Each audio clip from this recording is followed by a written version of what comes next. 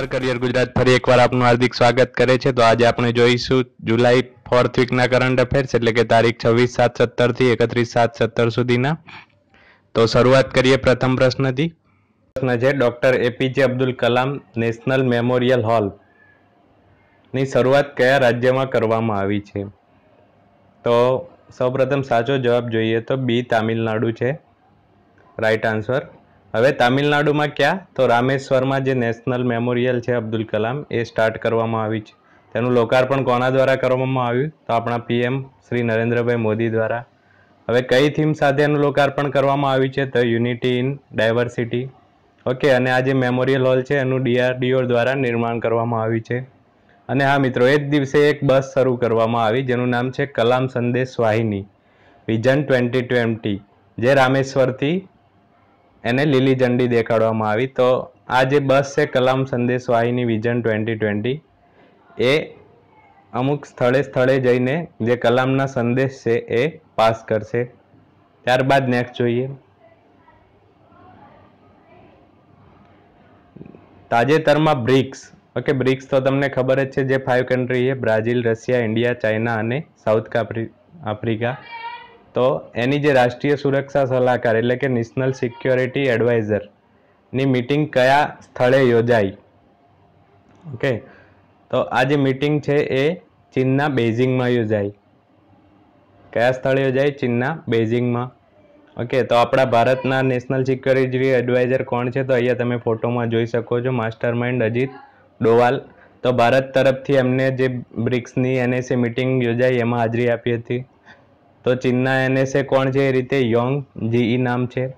Okay, હવે મિત્રો એક બીજા રિલેટેડ ન્યૂઝ છે કે બ્રિક્સની જે યુથ ફોરમની મીટિંગ યોજાઈ છે એ પણ બેઇજિંગમાં જ યોજાઈ છે।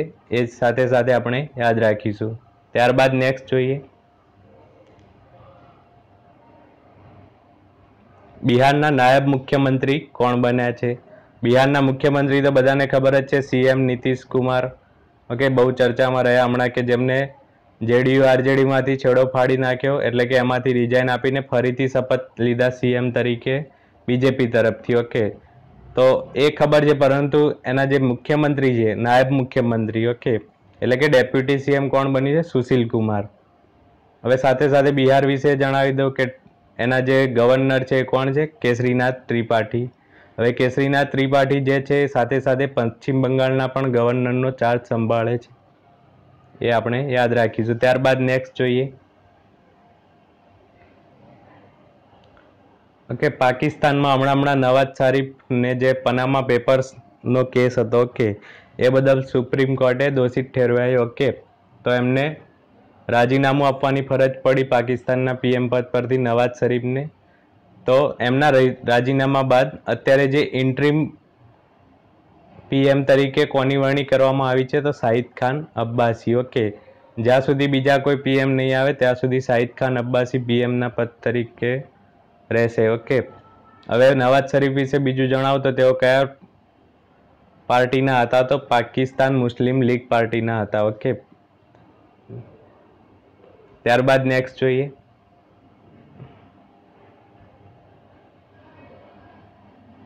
હમણાં એન ધરમસિંહ જેઓ મૃત્યુ પામ્યા છે। ઓકે, તો એઓ કયા રાજ્યના પૂર્વ મુખ્યમંત્રી હતા? તો એ સાચો જવાબ છે સી, કર્ણાટકના તેઓ મુખ્યમંત્રી રહી ચૂક્યા છે। કયા નંબરના? 17મા નંબરના મુખ્યમંત્રી રહ્યા છે। ઓકે, અને હા મિત્રો, સાથે જોઈ લઈએ કે અત્યારે કર્ણાટકના સીએમ કોણ છે? તો એમનું નામ છે સિદ્ધારમૈયા। ત્યારબાદ નેક્સ્ટ જોઈએ।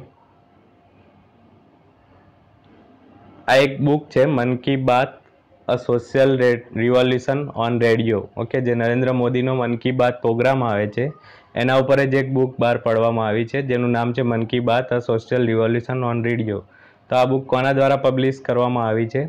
તો મહારાષ્ટ્રના સીએમ જે છે દેવેન્દ્ર ફડણવીસ અને મહારાષ્ટ્રના જ ગવર્નર એટલે કે સી વિદ્યાસાગર રાવ। ઓકે, તો આ બંને સાથે મળીને બુક પબ્લિશ કરી છે એટલે કે જાહેર કરી છે, દેવેન્દ્ર ફડણવીસ અને સી વિદ્યાસાગર રાવ। તો આ યાદ રાખીશું। ત્યારબાદ નેક્સ્ટ જોઈએ। ગુજરાત વિધાનસભામાં વિપક્ષના નેતા તરીકે કોની નિમણૂક કરવામાં આવી છે? ઓકે, શંકરસિંહ વાઘેલાએ જ્યારે રાજીનામું આપી દીધું છે ત્યારે તેમનું જે સ્થાન છે એ હવે લેશે મોહનસિંહ રાઠવા। તો વિપક્ષના નવા નેતા બની ગયા છે મોહનસિંહ રાઠવા. ત્યારબાદ નેક્સ્ટ જોઈએ. આ બે એક યુદ્ધ જહાજ છે, ઓકે, જેનું નામ છે સાચી અને શ્રુતિ. આ બે જે યુદ્ધ જહાજ છે કયા બંદરેથી લોકાર્પણ કરવામાં આવ્યું છે? ઓકે, તો એ સાચો જવાબ છે પીપાવાવ. પીપાવાવ ક્યાં છે? તો અમરેલી. ઓકે, અને આ કોના દ્વારા નિર્માણ કરવામાં આવ્યું છે? રિલાયન્સ ડિફેન્સ એન્ડ એન્જિનિયરિંગ કંપનીની ભાગીદારીથી નિર્માણ કરવામાં આવ્યું છે. ઓકે, અને જે આવા કુલ 5 યુદ્ધ નિર્માણનું નિર્માણ કરવામાં આવશે એવા MOU પણ થયા છે. ઓકે, તો નામ યાદ રાખજો, સાચી અને શ્રુતિ. ત્યારબાદ નેક્સ્ટ જોઈએ. આ પણ ડિફેન્સને લગતો એક પ્રશ્ન ફરીથી છે કે ભારતની સૌપ્રથમ માનવ રહિત ટેન્ક, ઓકે, જેનું નામ છે મંત્રા.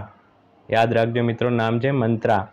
હવે આ મંત્રાનું નિર્માણ કઈ કંપની દ્વારા કરવામાં આવ્યું છે? તો એ પણ DRDO, જે આપણી ડિફેન્સ રિસર્ચ ડેવલપમેન્ટ ઓર્ગેનાઇઝેશન છે, ઓકે, એના દ્વારા આ મંત્રાનું નિર્માણ કરવામાં આવ્યું છે. અહીંયા HAL શું છે? તો હિન્દુસ્તાન એરોનોટિક લિમિટેડ. ઓકે, આ પણ રિલાયન્સ ડિફેન્સ, L&T ડિફેન્સ પણ ડિફેન્સના સાધનો બનાવે જ છે. ઓકે, ત્યારબાદ નેક્સ્ટ જોઈએ. હવે લાસ્ટમાં આપણે આ વીકના જે ઇમ્પોર્ટન્ટ ડેઝ છે, ઓકે, એ કવર કરી લઈએ. તો જે 26 જુલાઈના દિવસે કારગિલ વિજય દિવસ મનાવવામાં આવે છે. ઓકે, ત્યારબાદ વર્લ્ડ હેપેટાઇટિસ ડે કઈ છે? તો 28 જુલાઈ. અને ઇન્ટરનેશનલ ટાઈગર ડે છે એ 29 જુલાઈ. ઓકે, તો મિત્રો હવે ટૂંક જ સમયમાં સિનિયર ક્લર્કની એક્ઝામ આવી રહી છે. ઓકે, તો એના માટે જે પણ મિત્રોએ પરીક્ષા આપવાના એમના માટે બેસ્ટ ઓફ લક. ઓકે, તમે જો એમાં કરંટ અફેર્સ કવર કરવાના માગતા હોય તો આપણે મેથી છેક જુલાઈ સુધીના કરંટ અફેર્સ આપણી ચેનલમાં અવેલેબલ છે. ઓકે, તો તે તમે ફરીથી એકવાર રિફર કરી લો જેથી તમને આગામી એક્ઝામમાં બેનિફિટ થાય. ઓકે, થેન્ક યુ મિત્રો.